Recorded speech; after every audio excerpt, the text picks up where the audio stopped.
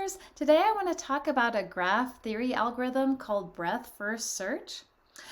Let's look at this crazy picture here. All the circles represent vertices, maybe like cities that we want to visit, and all of the arrows are edges in this graph, or maybe one directional roads because we've got arrows on them.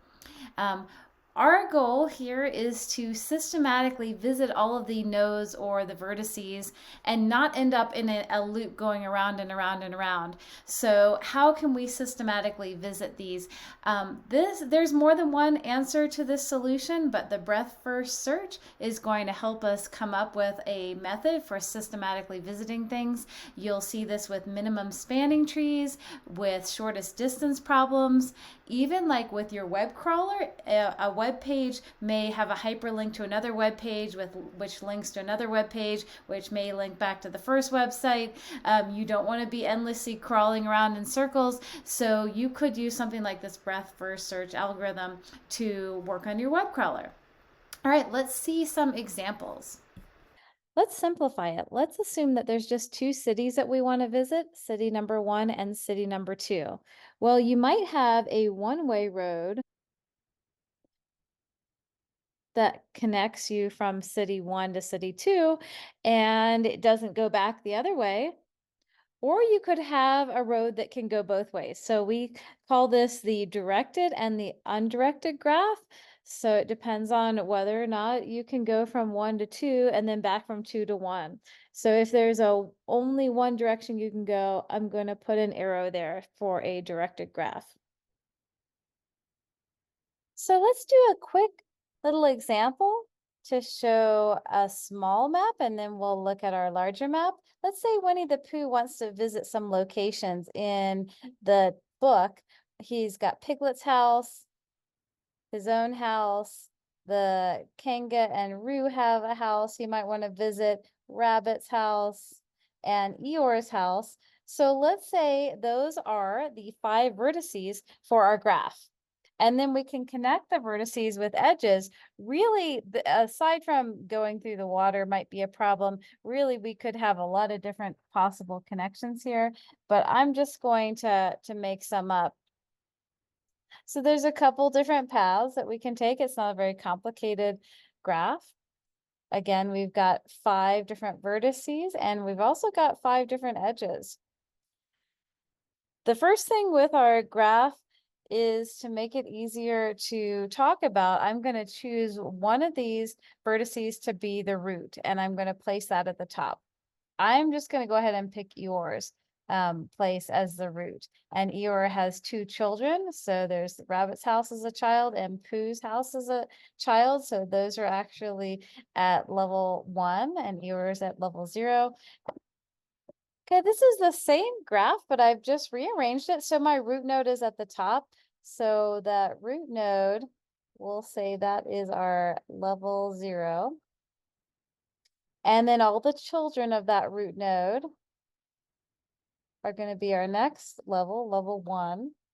And then finally, we've got the children of the children, or the grandchildren, level 2. With a breadth first search, we are going to start with the root node, and we're going to visit that Eeyore's house will be the first one we visit. Then we'll look at the children. And you could go to either Rabbit's house or Pooh's house next. So if this is on a test, there's either going to be more than one right answer, or the teacher will have to give you something like choose the smallest one alphabetically, or if these were numbers, choose the biggest or the smallest number. So I'm going to just choose Pooh's house next. And then Rabbit's will be next. And then we can go on to the children of the children. So level 2, we've got Piglet's house, and then finally Kanga's house. And again, these could be reversed. You could visit them in the opposite order if you wanted to. I'm going to start with a representation of this graph in code. There's more than one way to represent a graph like this. I'm going to use an adjacency list. So I've got a Python dictionary where the different vertices are my keys to the dictionary, and the values are lists that talk about all the connections that that node has. Let's define a function for breadth first search that takes the graph as well as the root node, the one we want to start with. We'll start with a couple empty Python lists. One is going to represent all the visited nodes in the order that we're visiting them, and the other is a queue to keep track of which node we want to still go back and look at the children for. So we'll start with updating both of these and appending that root.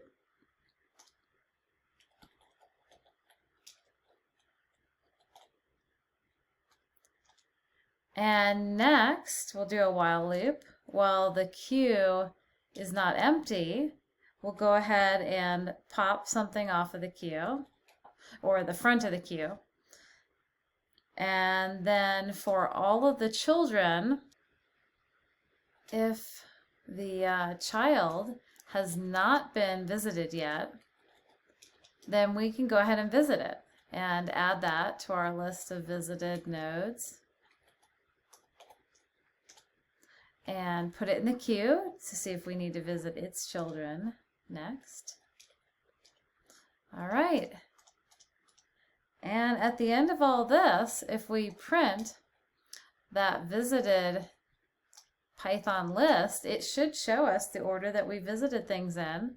We just need to call the function now, and we need to decide, which of these is our root node. I'm going to try it with Eeyore. I need to spell it right though. And we'll go ahead and hit run. And bam, this matches the order that we were visiting the nodes when we were just looking at the picture. So let's go back to our original problem, and I'm going to plug in that original graph with the 15 different vertices, and it's a directed graph, so you're not going to see quite as many connections. And let's see if the same algorithm works. I will call the function and say I want to call it with 1 as the root node. And we'll walk through this algorithm. I actually updated it, so instead of starting with an empty visited and an empty queue, I'm going to go ahead and put that root node in there. So we'll go ahead and visit the root node first. The queue has one thing in it. Because there's one thing in it, we'll go through the while loop because we're not in an empty queue situation. We immediately pop that one thing off the queue. So the queue is temporarily empty at this point in time because we've popped off the only thing in it right now, which starts out as the root node. And then we check what are all the children of that root node. Well, there's 2 children of the root node right now. There's 2 and there's 12. Neither one of them are going to be in the visited list yet, so we will be able to go inside the if statement for both of those children. First, we're going to append on to the queue and the visited list the child number 2, and then we'll pop on or append on child number 12. Then we go back up to the top of the while loop. Our queue is no longer empty. We've got 2 and 12 in it. So we will pop off the first item, whatever's in the front of the queue, which is the number 2. So that's not in the queue anymore. We'll look at what are the children for number 2. Well, the children for number 2 are 13 and 3. And so we're going to add those. They're not in our visited list. We'll add those to the visited list. We'll put them on the queue. So now the queue has 12, 3, and 13. Go back up to the top of the while loop. There is nothing in, or go back up to the top of the while loop. Our queue is not empty, so we go back in. We pop the next thing off of the queue. So that would be the 12. And then we'll check what are all the children of 12. There's 2 children of 12. There's 11 and there's 14. Neither of those have been visited yet, so we'll go ahead and add those to our queue and to the visited list. And then we go back up. The queue is still not empty, so it's time to pop the next thing off the queue. The next thing on the queue is the 3. We'll check and see what are the children of 3. 4 and 9. Great. We haven't visited either one of those, so we'll go ahead and put those in the list of things that we want to visit those, and add those to the queue. We go through the while loop again. Our queue's not empty. This time we're popping off 13. Well, look, 13 doesn't have any children. So we don't go through this while loop. Instead, we'll go back up to the top of the queue and pop off 11. Well, 11 has children 8 and 13. So we'll look at those and check to see, are those children that we haven't visited yet? Well, we haven't visited 8, so we'll go ahead and visit 8, and we'll put 8 on the queue. But 13 we've already visited, so we don't end up putting that in the queue a second time, or the visited list a second time. So we go back up to the while loop. Now we're going to pop 14 off. And let's see, 14 only has one child, 8. 8 is actually already in our list of visited items. It's already in the queue as well, so we're not going to repeat that. So we go back up through the while loop, and the next thing we're going to pop off is 4. 4 has one child, that's 5. That has not been visited yet, so we'll go ahead and put 5 into our visited list, into our queue. Back up to the while list, we're going to pop something off. The next thing we're popping off is 9. 9 has 2 children. 12 has already been visited, but not 6. So we're going to end up putting 6 inside of the queue and the list of the visited items. And we go back up to the while loop. This time we're going to pop off 8. 8 has 3 children. And you guys get the picture. We're going to end up visiting in a systematic way all of the nodes in this graph. And then we come up with, when we run it, here is the list and the order that we're visiting things in. And what will stop us from this while loop is when our queue is empty and we've actually visited everything that we ended up putting onto the queue. All right, I hope this makes some sense. I will definitely be doing some more graph theory videos. Happy programming.